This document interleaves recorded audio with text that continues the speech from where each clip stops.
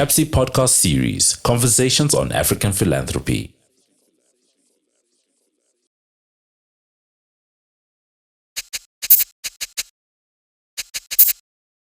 Welcome to yet another episode on Conversations on African Philanthropy with me, Peginkos Moyo, the Director of the Center on African Philanthropy and Social Investment at the West Business School. I'm so excited today to be joined by Theo Sowa. I've been trying to do this podcast and we're even planning to have you come to Johannesburg. But as an entrepreneur of some sort, I got the opportunity and decided let's do it here. So Theo, welcome. Thank you. So firstly, I just want us to start by just appreciating what happened here in Naivasha and maybe just summarize what were your key takeaway points. And then we can get back to the conversation about you. Well, the whole gathering in Naivasha was actually to follow up a meeting that had happened in July looking at feminist Pan-African philanthropies. And the things that I liked most about it is that, number one, we had an opportunity to bring together so many African activists who have been involved in different African philanthropies across the years. We had the opportunity to revive an agenda around African giving and around understandings of African philanthropies, really emphasizing what so many of us already recognize, that we have to move beyond a very specific elitist northern definition of philanthropy and really be able to promote the African philanthropies that have been part of our communities and our cultures for generations, and really have the world understand the way in which African giving changes the conversation about what philanthropy is and isn't, and what solidarity is and isn't.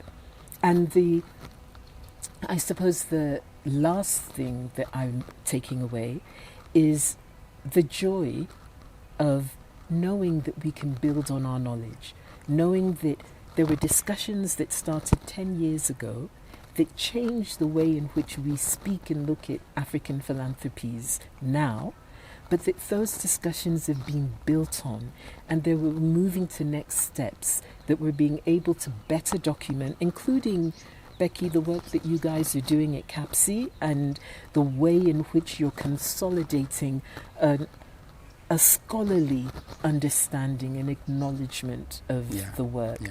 But also the fact that we've been able to move forward and start looking at, are there ways in which we can build sustainable resourcing for our activist organizations. And that takes me back to, I think, when we first met, which is a couple of years back, and I think it was in Rome, when we met in one of the European Foundation Center meetings. And I think at that point you were preparing to take over from BC at the AWDF. I want us to link this conversation to that, because at that point, the African Women's Development Fund, Trust Africas and others were already having this conversation around what forms of philanthropy should the continent be celebrating, be promoting, but also be thinking about in terms of teaching and all of these things. And here we are today, more than 10 years since we met. What have been some of the major changes that, when you look back, you say, we have gone this far, especially in the narratives and the expressions of philanthropy in the continent? So there are a number of them, actually. Some of the things that I'm most excited about are very practical and clear.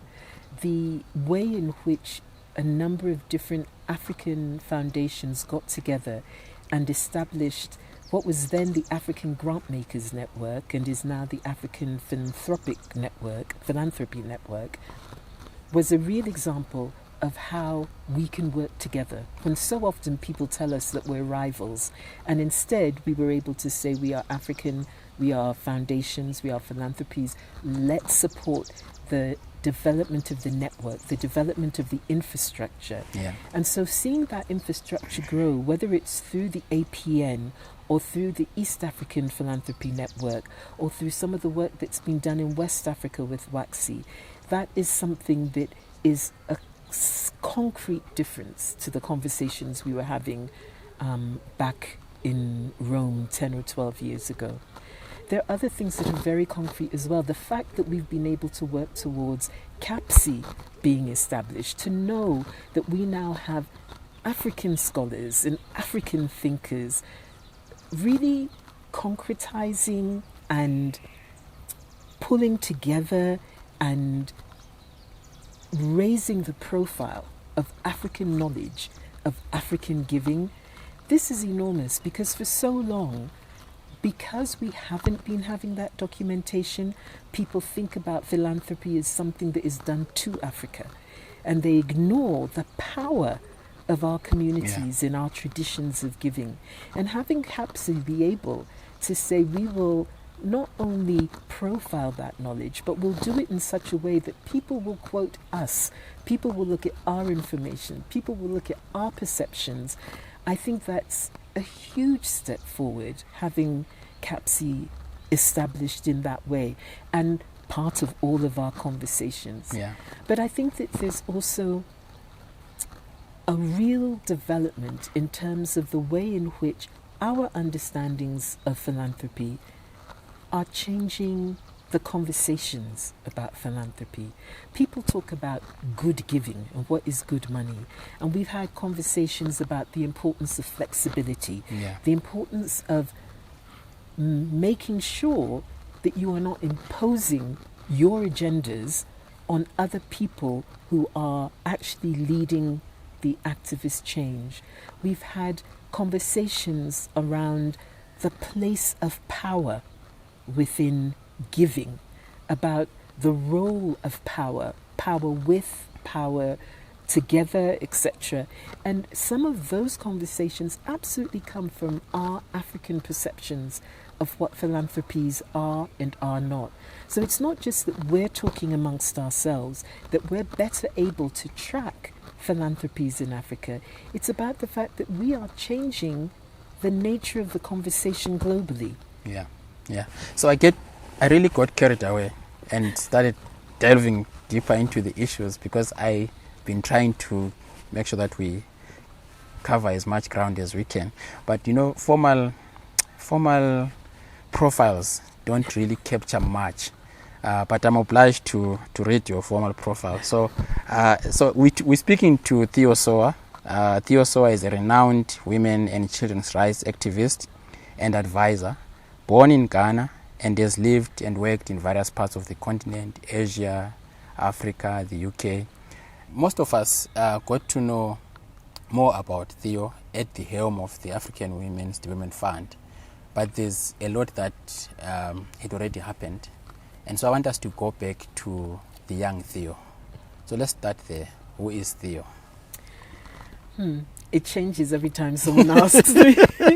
Let's go through the changes. I suppose if you look at the heart of who I am, I'm a product of my family. And as you already said, I was born in Ghana. I come from a family where my father was part of Kwame Nkrumah's early movers and shakers, I suppose, in Ghana. He worked for the Ministry of Foreign Affairs, which is why we moved around quite a lot. We have a very interesting background. My father is from a patriarchal clan. My mother's from a matriarchal clan. So you can imagine the conversations for us. But actually, what that did was bring up a family of activists from a very early age. Not that we knew that we were activists, and not that my mother or my grandmother would ever have thought of themselves as activists or even have had the words to talk about feminism, but they had all the actions and all the thinking that meant that we all grew up with a sense of knowing we had to be part of that fight, that struggle to overturn injustices. And as a feminist, growing up knowing that you overturn injustices in all types of ways. People quite often say, oh, intersectional, what does that mean? Well, if you're an African woman, you never even question that, because you don't say, today I'm fighting for racial justice because I'm black, and tomorrow I'll fight for gender justice because I'm a woman, and the day after I'll fight for economic justice. You don't do that. I think very often in our continent, that idea of holistic approaches to change is something that we grow up with. So anyway, I feel I was very lucky that I had a family that was really supportive, that really pushed, and it meant that by the time I started working, I knew that the work I wanted to do was in relation to rights. And so the Theo that we know, the feminist, the activist, the Pan-Africanist, we can tell now where it comes from. And then the philanthropy side.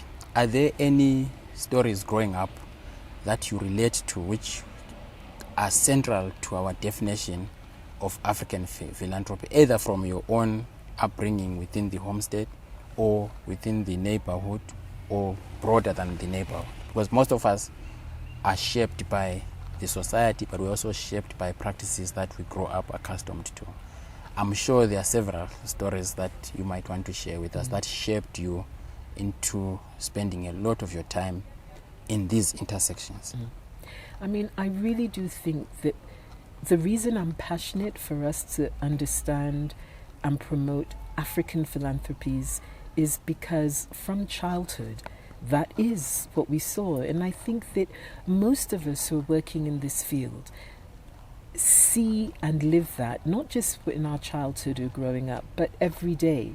I often say that I don't know of a personal friend or a colleague who isn't paying the school fees of multiple people, either in their village or in their home country or across the continent. And I think that there are many of us. I remember Akwasi Edu and Jerry Salole talking about this, about how so many of us who are now privileged to work in professions and in careers where we can push for change, but also who have professions, how so many of us actually are also products of philanthropy from our communities. Because whether it's people sharing financial resources to support each other in terms of growth, whether it's people supporting with time or with information or with skills, we grew up with African solidarity and African solidarity giving all around us. And I know that, there were large chunks of time when we came home, you never knew who was going to be in the house, and you never knew who was going to be living with you for the next 6 months or year or whatever else, because we had a family that had an understanding that you support each other and you support your neighbors and you support in community. And I think that there are so many of us that understand that, and who therefore understand that African philanthropies have been very, very often horizontal, not vertical, about solidarity and not charity. Right. So, of course, there's a professional side that I want us to get into. But before the professional side, I think there's more that I think prepared you to be who you are, beyond just us going through formal academic institutions, getting the formal qualifications. What prepared you, for example, to be ready to take over a women's movement organization that had been established by 3 phenomenal women who had really put everything together to set up this continental outfit that all of us, when we thought of women's empowerment, feminist approaches to development, would think about BC, would think about the other co-founders. What prepared Theo? I know before then you were already involved in so many roles, including being on a committee for comic relief and others. But I want us to look at some of the things that prepared you to take on this mammoth task. So there were a lot of things that prepared me, I think. I actually started out in terms of work around child rights. And I think some of that was because as we traveled, as we lived, whether it was in different parts of Africa, in different parts of Asia, in North America, in the UK, you could see the extent to which injustice affected children. And so it was a real push for me. I always wanted to see if I could work in making that change, in sort of, at the very least, limiting that inequality and that abuse of children's rights that you see in so many different places. So actually I started working in child rights even before I started professionally working in women's rights.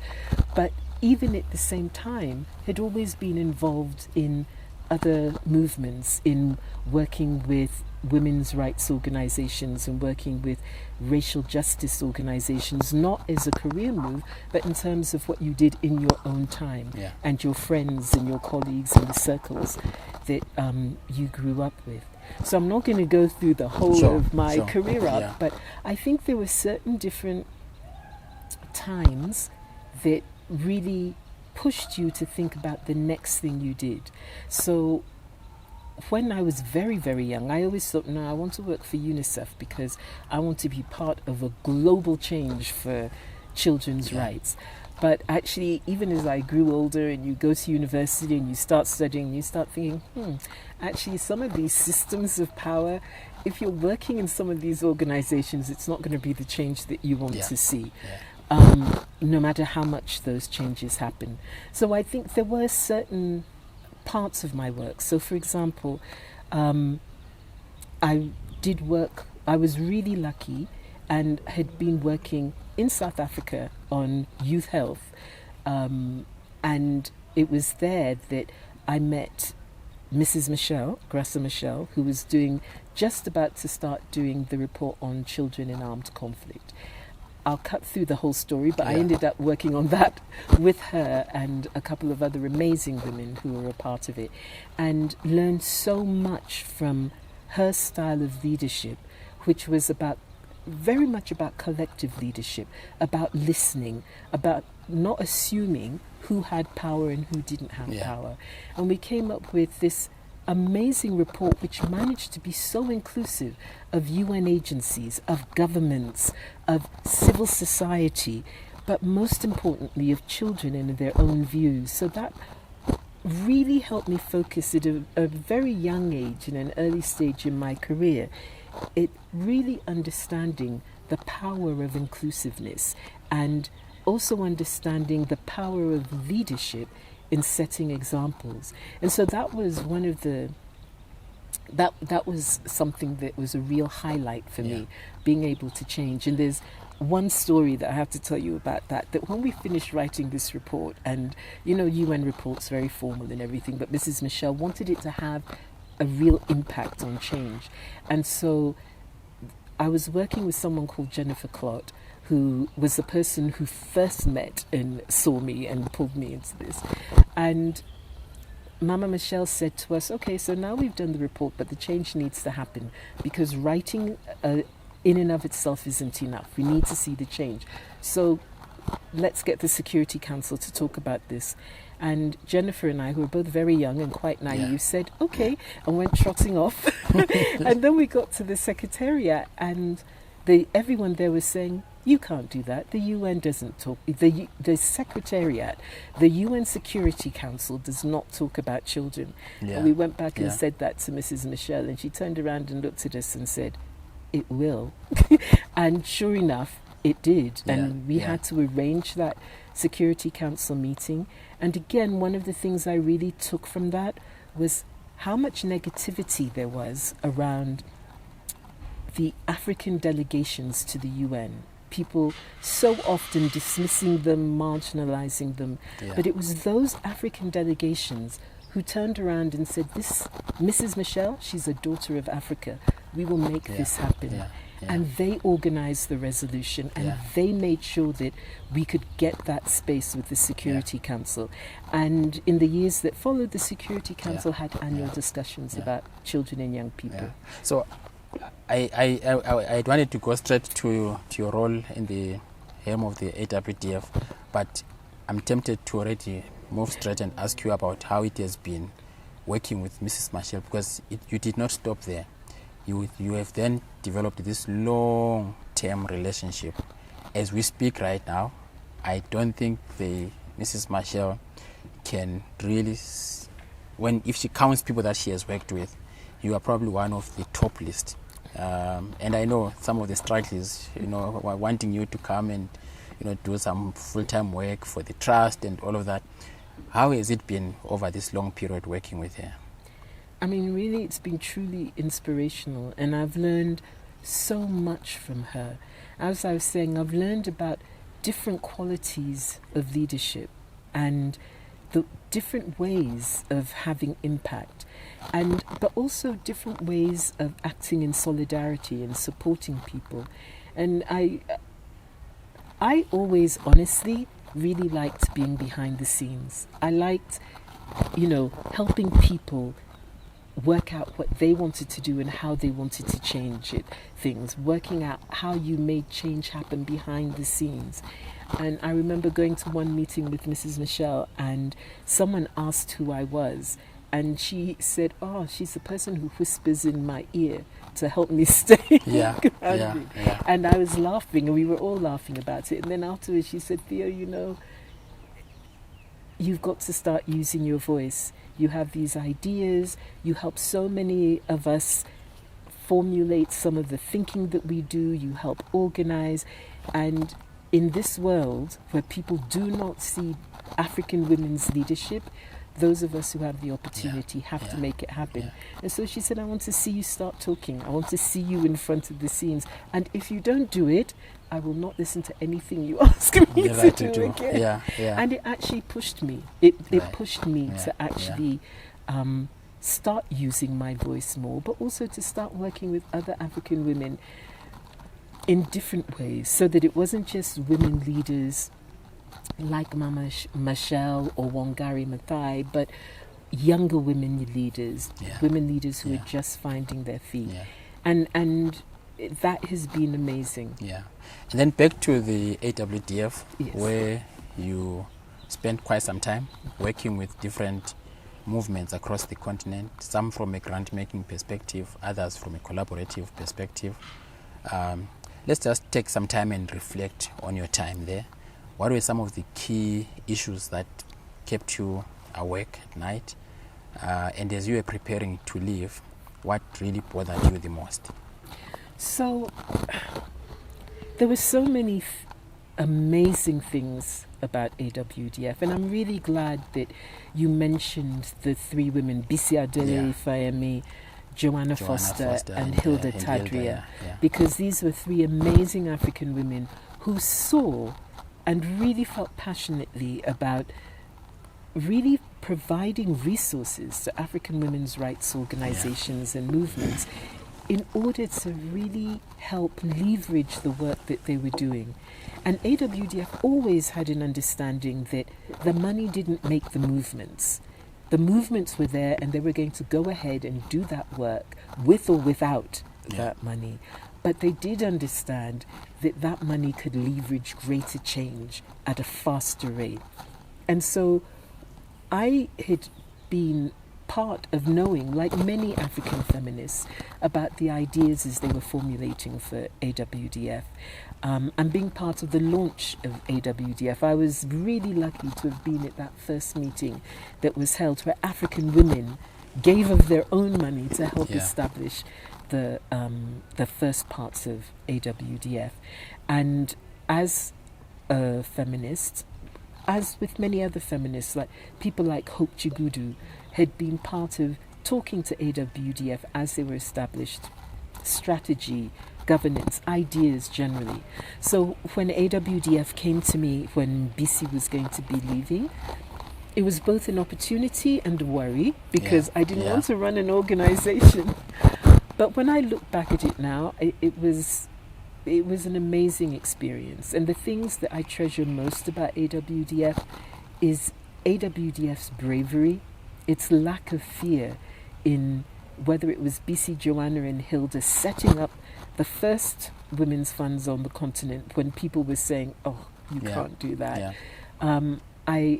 I really enjoyed the bravery when AWDF would challenge people to act differently, to look differently. I love the bravery AWDF had to fund small organizations and the beginnings of movements so that people could move on. And those are the things that really excite me. And watching new generations of young African women coming through. But at the same time, it was a real struggle a lot of the time because we had to raise every single penny of the money that we gave. And the number of times you would speak to international donors who would be trying to tell you what you should be focusing on, instead of acknowledging the fact that as part of African feminist movements and as people who constantly networked and listened, we knew what the agendas were that had been set. So we understood the money we needed to raise in order to fund some of that work and some of those initiatives. So it could be hugely frustrating to have conversations with people who didn't know, but who felt that they could impose that information on you. And yet at the same time, it was wonderful to be able to work, especially with other women's funds, but also with some other international philanthropies who would understand that we knew what our agenda was and how to give. So on the one hand, some of the things I was really proud of was the increase in our grant-making budget. You know, frankly, by the time I left, I was shocked to understand that our grant-making budget was actually the size of some of the bigger international donors that on the continent. And we were really proud of that, you know, to come second or third in the list of HRFN, the Human Rights Funders Network, of women's rights funders, when we were one African women's fund and there were these huge international philanthropies. That I was really happy with. But what I was even more happy with was the amount of philanthropic advocacy that we were able to do, the way that we were able to push back, not on our own, but with others, join with other African philanthropy. So whether it was with Trust Africa when you and Akwasi were there, or with Southern Africa Trust, or with the Kenya Community Development Fund, etc., being able to work with fellow African grant makers and foundations to really begin to see if we could change the nature both of fundraising and of giving. And the times when AWDF was able to open doors for women's rights organizations, even if the money didn't come through us, those were times that made me really, really happy. But as I said, the challenges were always there. The challenges, and because also we're all caught up in this cycle. So there were balances that we didn't always get right between raising more money for movements and actually finding yourselves having to absorb all kinds of conditionalities from the people that you raise the money from. And I think that when I left, I was really proud that we had a sustainable pipeline of funding, because that allowed the organization to focus on what it wanted to do and how. I was really proud that we'd been able to talk to some of the international philanthropies that hadn't been involved in women's rights and have them funding women's rights organizations in the continent. And yet at the same time, I was still really worried that our funding for the transformation we wanted to see on the continent, both in terms of our Pan-African agendas and our feminist agendas, weren't rooted enough in African giving for me. We really still needed to change that, and we still do need to change that. And that is work that will continue, and work that we need to continue, because all of this is a journey. And we're not at the end of that journey. So one of the things that I think AWDF has done very well in this sector, which is not usual, is how to manage succession and transitions.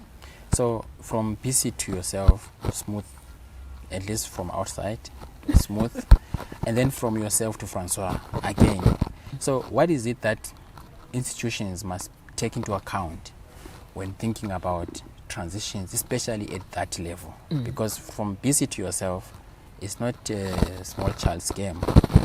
We know who BC is, we know who you are. From yourself to Francois, again, it's another. I'm assuming that even for Francois coming in to try, I don't think she wants to fill your shoes, but taking over from such a big institution and from a leader like yourself, there has to have been some planning, some preparations. Could you take us maybe through some of those? I know that it took you for at least a year or so talking about this transition, and potentially maybe we started talking to you about it in a year. Maybe you had started 3-4 years, so Exactly. what is it that we should be thinking about so that we assist each other in this sector, because we don't always get it right? So there are a couple of things. Before I talk about the specific AWDF transition, I think one of our difficulties is that we live in a world where I think there's too much encouragement of almost like celebrity individual leadership. Yeah. So then what happens is that different people, including funders, will look at an organization and they see the leader. So they are seeing that individual rather than seeing the whole of the work. So whenever anybody says that they're going to leave, that they're going to transition, it becomes a crisis. People immediately say, why? So instead of saying, let's celebrate the achievement of the person who has been there and celebrate the welcoming of a new generation, a new set of ideas, a new level of energy, people immediately say, what's wrong? Yeah. Why are they going? Yeah. So there's something that collectively we need to change about that. We need, as civil society, we're always complaining about our presidents that don't move on. Forever, and yet, when it comes to our own organizations, instead of celebrating those transitions, we act as if there's something wrong. So I think that more globally, we need to change those conversations. I want to see us celebrate transitions because transitions are such an opportunity. Part of the way in which we do that is through the planning. One of the things I've been thinking about a lot since I left has been about the transitions at AWDF. And I'm not going to pretend that it's all smooth. It's always hard for the person coming in, because that person is, as you said, having to deal with a reputation of someone before them. But the thing that I think has allowed us at AWDF, you see, I still say us even though I'm not there, to have these smooth transitions is forward planning. That when Bisi was at AWDF, she was thinking ahead. She wasn't thinking, oh, when I go this. But in the way she set up some of the thinking that AWDF did, in the way she set up some of the very practical things about what the HR structures were and how women's rights values could run through that, it meant that the groundwork had been done. But also there was clarity about transition. There was a time when, even though she had to leave because of, her own, she left not because she wanted to leave AWDF at the time, but because her activism in Nigeria with her family meant that she needed to be in Nigeria for that part of it. And she had done so much work, so much foundational work. So coming in, I almost had a different role, but we had overlap. We had not full-time overlap, but time to talk to each other. And I honestly think that one of the things about transition is that we should all be planning transition the minute we start working at an organization, so that you have time to introduce new ideas, introduce new ways of thinking, make sure that the organization itself is preparing to celebrate that transition.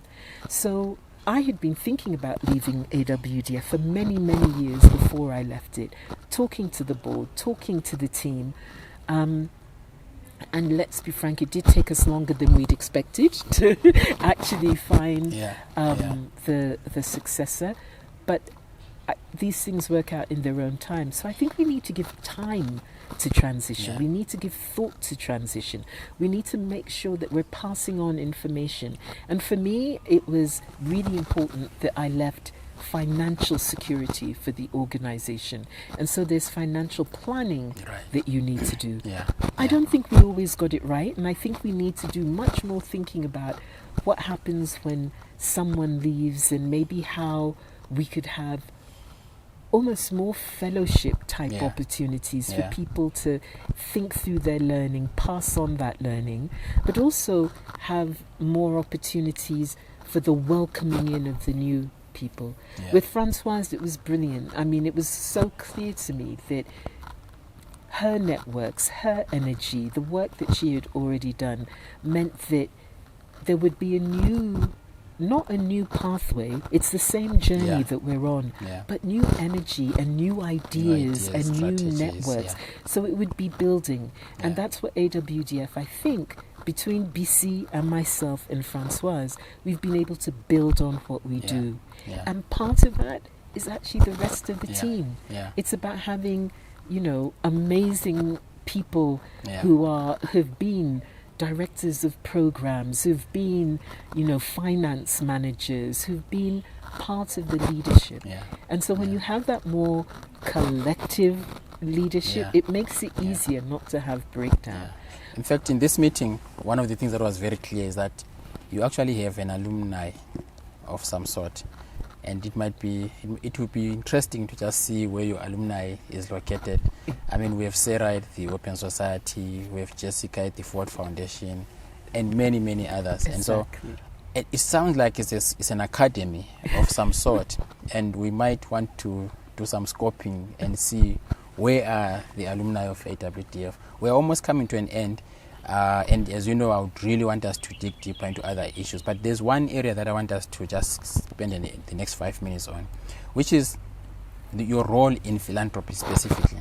Of course, there are intersections, as you say, but you have played such a phenomenal role in philanthropy. Maybe I pick 2 issues. One is your role in being part of a committee at the Comic Relief.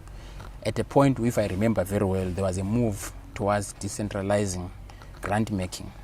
And at that time, we were not using these fancy terms like decolonizing and all of that. But you guys were doing this so many years back. I remember, I think there was a lady called Ponzo who was actually with the Comic Relief then, working with some of the community, like organizations in Africa around that type of work. So that's one area I want us to talk about in terms of what was the most critical element of your involvement there, and how it spoke to some of the activism on the continent.